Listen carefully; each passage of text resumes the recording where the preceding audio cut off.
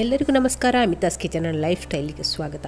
ಸ್ನೇಹಿತರೆ, ಇವತ್ತಿನ ರೆಸಿಪಿ ಬಂದು ಮ್ಯಾಂಗೋ ಮಿಲ್ಕ್ ಪುಡ್ಡಿಂಗ್ ಇಲ್ಲ ಮ್ಯಾಂಗೋ ಡೆಸರ್ಟ್. ತುಂಬಾ ಅದ್ಭುತವಾದ ಒಂದು ರೆಸಿಪಿ ಅಂತಲೇ ಹೇಳ್ಬೋದು. ನೋಡಿ, ಈ ಮ್ಯಾಂಗೋ ಪುಡ್ಡಿಂಗ್ನ ಒಂದು ಟೆಕ್ಸ್ಚರ್ ನೋಡುವಾಗಲೇ ನಿಮಗೆ ಅಂದಾಜಾಗ್ಬೋದು ರೆಸಿಪಿ ಎಷ್ಟು ಚೆನ್ನಾಗಿದೆ ಅಂತ. ಹಾಗೆ ತಿಂದು ನೋಡಿದರೆ ಎಂತ ಹೇಳೋದು, ಅಷ್ಟು ಚೆನ್ನಾಗಿದೆ ಒಂದು ರೆಸಿಪಿ. ಹಾಗಾದರೆ ಬನ್ನಿ ಅಮಿತಾಸ್ ಕಿಚನ್ಗೆ ಹೋಗುವ ರೆಸಿಪಿ ನೋಡಿಕೊಂಡು ಬರುವ. ನಾವೀಗ ಮೊದಲಿಗೆ ಮಾವಿನ ಹಣ್ಣು ತಗೊಳ್ಳುವ. ಯಾವುದೇ ಮಾವಿನ ಹಣ್ಣು ಆಗ್ತದೆ, ಸ್ವೀಟಾಗಿ ಪರಿಮಳ ಇರುವಂಥ ಮಾವಿನ ಹಣ್ಣು ತಗೊಳ್ಳಿ. ನಾನಿಲ್ಲಿ ನೀಲಂ ಮಾವಿನ ಹಣ್ಣು ತಗೊಂಡಿದ್ದೇನೆ. ಇವಾಗ ಮೊದಲಿಗೆ ನಾವು ಇದನ್ನು ಪ್ಯೂರಿ ಮಾಡಿಕೊಳ್ಬೇಕು.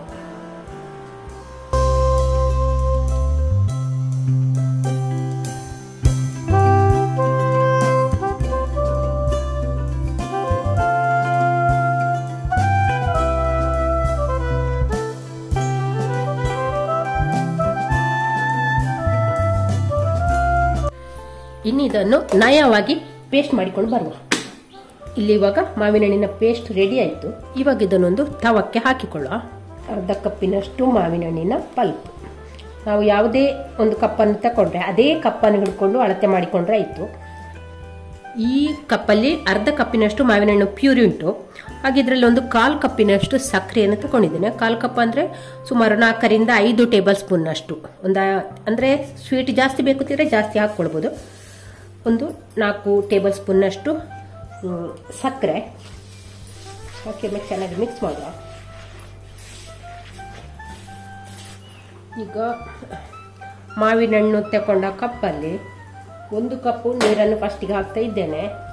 ಹಾಕಿ ಒಮ್ಮೆ ಚೆನ್ನಾಗಿ ಮಿಕ್ಸ್ ಮಾಡುವ. ಇವಾಗ ಮಾವಿನ ಹಣ್ಣು ಸಕ್ಕರೆ ಎಲ್ಲ 1 ಕಪ್ ನೀರಲ್ಲಿ ಚೆನ್ನಾಗಿ ಮಿಕ್ಸ್ ಮಾಡಿಕೊಂಡಿದ್ದೇನೆ. ಆನಂತರ ಪುನಃ ಇನ್ನೊಂದು ಕಪ್ಪು ನೀರನ್ನು ಹಾಕ್ತಾ ಇದ್ದೇನೆ. ಹಾಕಿ ಒಮ್ಮೆ ಚೆನ್ನಾಗಿ ಮಿಕ್ಸ್ ಮಾಡುವ. ಮೊನ್ನೆ ಕಾಫಿ ಪುಡ್ಡಿಂಗ್ ಮಾಡೋ ದಿವಸ ಹೆಚ್ಚಿನವರೆಲ್ಲ ಅಗರ ಅಗರ ಪೌಡರ್ ಅಂದರೆ ಎಂತ ಅಂತ ಕೇಳ್ತಾ ಇದ್ರು ತುಂಬ ಜನ. ಹಾಗೆ ಸ್ವಲ್ಪ ಜನ ನನಗೆ ವಾಟ್ಸಪ್ ಪ್ರೈವೇಟ್ ಆಗಿ ಸಹ ಮೆಸೇಜ್ ಮಾಡಿದ್ರು, ಅಗರ ಅಗರ ಪೌಡ್ರ್ ಅಂತ ಹೇಳಿದ್ರೆ ಎಂತ ಅಂತ. ಇದು ನೋಡಿ, ಅಗರ ಅಗರ ಪೌಡ್ರು, ಜೆಲ್ಲಿ ಮಾಡ್ತೇವಲ್ಲ ಅಂತಹ ಒಂದು ಪೌಡ್ರು. ಮಾಲ್ಗಳಲ್ಲಿ ಸಿಗ್ತದೆ. ನನಗೆ ಡಿಮಾರ್ಟಲ್ಲಿ ಕೂಡ ಸಿಗಲಿಲ್ಲ. ಮತ್ತು ನಾನು ಇದನ್ನು ಆನ್ಲೈನಲ್ಲಿ ತರಿಸಿದ್ದು, ಅಮೆಝಾನಲ್ಲಿ ತರಿಸಿದ್ದು ಅಗರ ಅಗರ ಪೌಡ್ರು. ಇದು 50 ಗ್ರಾಮ್ಸ್ ತರಿಸಿದ್ದೇನೆ. ಸ್ವಲ್ಪ 20 ಗ್ರಾಮ್ಸ್ ಇದು ಸಹ ಸಿಗ್ತದೆ, ಸಣ್ಣ ಬಾಟ್ಲಸ್ ಕೂಡ ಸಿಗ್ತದೆ. ನೋಡಿ, ಇದೆ ಅಗರ ಅಗರ ಪೌಡ್ರು. ಬೇಕಾದವರು ಆನ್ಲೈನಲ್ಲಿ ತರಿಸಿಕೊಳ್ಬೋದು, ಸುಲಭವಾಗಿ ಮನೆಗೆ ಬಂದು ತಲುಪ್ತದಲ್ಲ. ನೋಡಿ, ಇದುವೇ. ಇವಾಗ ಈ ಅಗರ ಅಗರ ಪೌಡ್ರಿಂದ 1 ಟೀ ಸ್ಪೂನ್ ಅಷ್ಟು ಇದಕ್ಕೆ ನಾವು ಹಾಕಿಕೊಳ್ಳುವ. ನೋಡಿ, ಈ ರೀತಿ ಇರ್ತದೆ.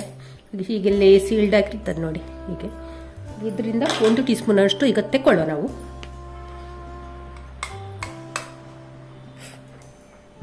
ನೋಡಿ, 1 ಟೀ ಸ್ಪೂನ್ ಅಷ್ಟು ತೆಕ್ಕೊಂಡಿದ್ದೇನೆ. ಈಗ 1 ಟೀ ಸ್ಪೂನ್ ಅಷ್ಟು ಅಗರ ಅಗರ ಪೌಡ್ರನ್ನು ಇದಕ್ಕೆ ಸೇರಿಸಿಕೊಳ್ಳುವ. ಸೇರಿಸಿ ಒಮ್ಮೆ ಚೆನ್ನಾಗಿ ಮಿಕ್ಸ್ ಮಾಡುವ.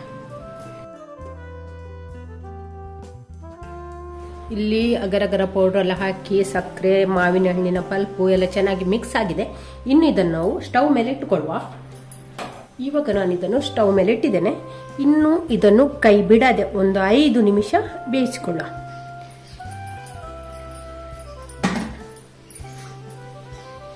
ಕೈ ಬಿಡದೆ ಹೀಗೆ ತಿರುಗಿಸ್ಕೊಂಡ್ರೆ ಆಯಿತು. ಚೆನ್ನಾಗಿ ಮಿಕ್ಸ್ ಆಗಬೇಕು.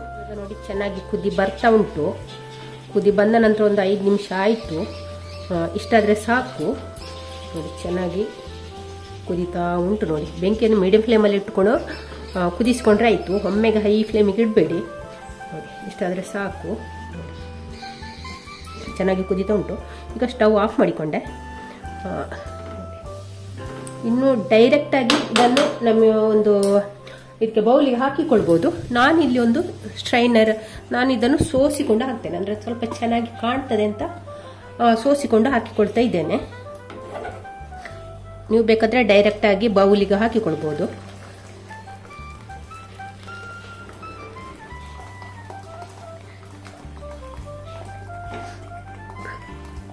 ಸೋಸಿಕೊಂಡೆಲ್ಲ ಆಯಿತು. ನೋಡಿ, ಇನ್ನು ಇದನ್ನು ನಾವು ಇವಾಗ ಇಲ್ಲೊಂದು ಗಾಜಿನ ಬೌಲನ್ನು ಇಟ್ಕೊಂಡಿದ್ದೇನೆ. ನೀವು ಗಾಜಿನ ಬೌಲಿಗೆ ಹಾಕಬೇಕು ಅಂತ ಏನಿಲ್ಲ, ಯಾವುದೇ ಬೌಲಿಗೆ ಹಾಕಿಕೊಂಡ್ರೆ ಆಗ್ತದೆ. ಗಾಜಿನ ಬೌಲಿಗೆ ನಾನಿಲ್ಲಿ ಇದನ್ನು ಹಾಕ್ತಾ ಇದ್ದೇನೆ. ಇನ್ನು ಇದನ್ನು ನಾವು ಒಂದು ಗಟ್ಟಿ ಆಗ್ಲಿಕ್ಕೆ ಬಿಡಬೇಕು. ಅಂದ್ರೆ ರೂಮ್ ಟೆಂಪರೇಚರ್ ಅಲ್ಲಿ ಆದ್ರೆ ಒಂದು 2 ಗಂಟೆ ಆದ್ರೂ ತಣ್ಣಗಾಗಬೇಕು. ನಾನು ಇದನ್ನು ಅರ್ಧ ಗಂಟೆ ರೂಮಲ್ಲಿ ಇಟ್ಟು ಆನಂತರ ನಾನು ಇದನ್ನು ಫ್ರಿಜ್ ಅಲ್ಲಿ ಇಡ್ತೇನೆ. ಅಂದ್ರೆ ಬೇಗ ನಮಗೆ ಕೂಲಾಗಿ ಬೇಗನೆ ಸಿಗ್ತದೆ. ಫ್ರಿಜ್ ಅಲ್ಲಿ ಇಡಬೇಕು, ಫ್ರಿಜ್ ಅಲ್ಲಿ ಇಟ್ಟು ತಿನ್ನುವಂತ ಒಂದು ಡೆಸರ್ಟ್ ಅಲ್ಲ ಇದು.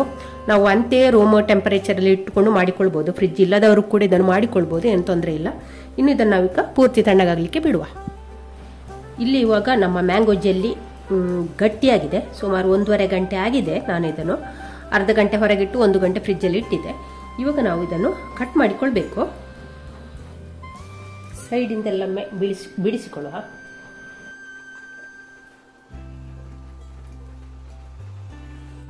ಬಿಡಿಸಿಕೊಂಡ ನಂತರ ಇದನ್ನು ಕ್ಯೂಬ್ಸ್ ಆಗಿ ಕಟ್ ಮಾಡುವ. ತುಂಬಾ ಚಿಕ್ಕ ಚಿಕ್ಕದಾಗಿ ಕಟ್ ಮಾಡಿಕೊಂಡ್ರೆ ಆಯಿತು.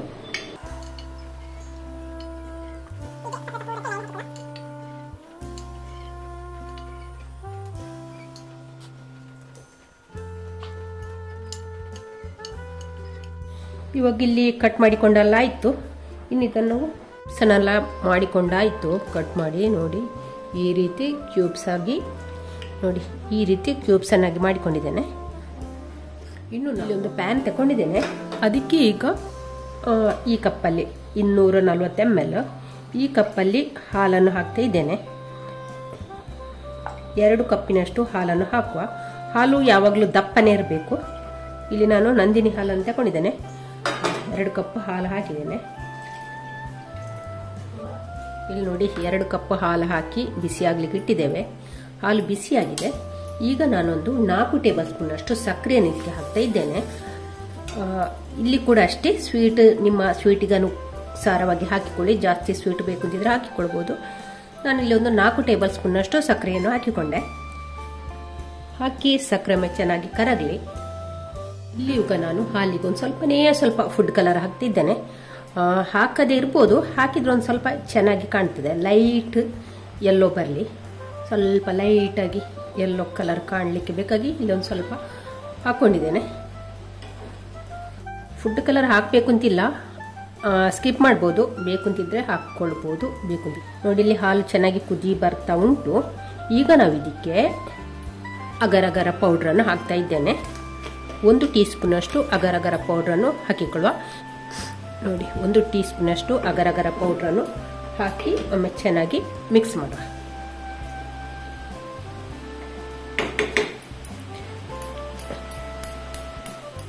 ಅಗರ ಅಗರ ಪೌಡರ್ ಹಾಕಿ ಒಂದು 5 ನಿಮಿಷ ನಾವಿದನ್ನು ಬೇಯಿಸ್ಕೊಳ್ಬೇಕು.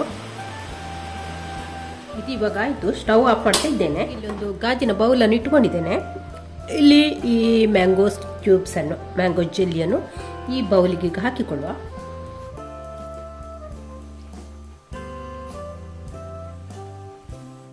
ಈಗ ಸ್ವಲ್ಪ ಜೆಲ್ಲಿಯನ್ನು ಇದಕ್ಕೆ ಹಾಕಿಕೊಂಡಿದ್ದೇನೆ. ಇವಾಗ ಇದನ್ನು ಸೋಸಿಕೊಳ್ಳುವ. ಡೈರೆಕ್ಟ್ ಆಗಿ ಹಾಕ್ಬೋದು, ಬೌಲಿಗೆ ಹಾಕ್ಬೋದು. ನಾನಿಲ್ಲಿ ಶೋಧಿಸ್ತಾ ಇದ್ದೇನೆ. ಸ್ವಲ್ಪ ಚೆನ್ನಾಗಿ ಕಾಣ್ತದೆ ಹೇಳೋ ಉದ್ದೇಶಕ್ಕಾಗಿ ನಾನು ಇದನ್ನು ಶೋಧಿಸ್ತಾ ಇದ್ದೇನೆ. ಇವಾಗ ಇಲ್ಲಿ ಒಂದು ಗ್ಲಾಸ್ ಬೌಲಿಗೆ ಮ್ಯಾಂಗೋ ಜೆಲ್ಲಿ ಹಾಕಿಕೊಂಡಿದ್ದೇನೆ. ಅದಕ್ಕೆ ಈಗ ನಾವು ಮಾಡಿಟ್ಟ ಈ ಹಾಲನ್ನು ಇದಕ್ಕೆ ಹಾಕುವ.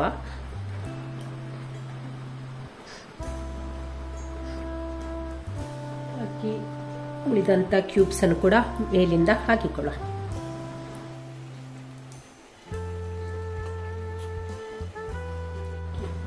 ಈಗ ಉಳಿದಿರುವಂತ ಹಾಲನ್ನು ಕೂಡ ಹಾಕ್ತಾ ಇದ್ದೇನೆ.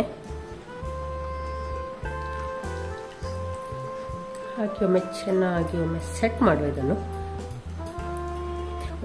ಇನ್ನಿದನ್ನು ರೂಮ್ ಟೆಂಪರೇಚರ್ ಅಲ್ಲಿ ಆದ್ರೆ ಒಂದು 6 ಗಂಟೆ ಆದ್ರೂ ತಣ್ಣಗಾಗ್ಲಿಕ್ಕೆ ಬಿಡಬೇಕು. ಅಂದ್ರೆ ಒಳ್ಳೆ ತಣ್ಣಗಾದಷ್ಟು ನಮಗೆ ಕಟ್ ಮಾಡ್ಲಿಕ್ಕೆ ಸುಲಭ ಆಗ್ತದೆ, ಇಲ್ಲರೆ ಬಿಟ್ಟುಕೊಳ್ತದೆ.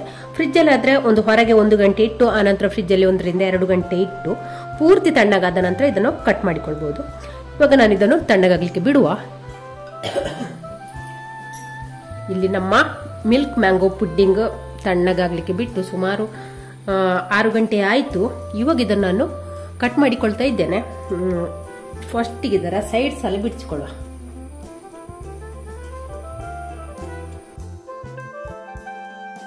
ಇದನ್ನೀಗ ಉಲ್ಟಾ ಮಾಡಿಕೊಳ್ಳುವ ನಾವು.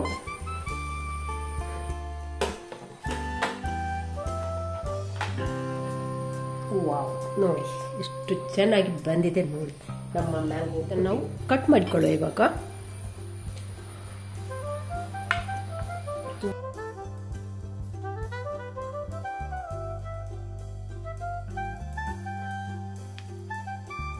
ಸ್ನೇಹಿತರೆ, ರೆಸಿಪಿ ಇಷ್ಟ ಆಯಿತಾ? ಹಾಗಾದರೆ ಒಂದು ಲೈಕ್ ಮಾಡಿ, ಹಾಗೆ ನಿಮ್ಮ ಫ್ಯಾಮಿಲಿ ಫ್ರೆಂಡ್ಸ್ಗಳಿಗೆಲ್ಲ ಶೇರ್ ಮಾಡಿ. ಚಾನಲ್ಗೆ ಯಾರು ಹೊಸಬ್ರಿದ್ದರೆ ಪ್ಲೀಸ್ ಸಬ್ಸ್ಕ್ರೈಬ್ ಮಾಡಿಕೊಂಡು ಚಾನಲನ್ನು ನೋಡಿ. ನಾಳೆ ಹೊಸ ಬ್ಲಾಗ್ ಅಥವಾ ರೆಸಿಪಿಯೊಂದಿಗೆ ಸಿಗೋಣ. ಅಲ್ಲಿವರೆಗೆ take care, bye bye. Thank you ಸ್ನೇಹಿತರೆ.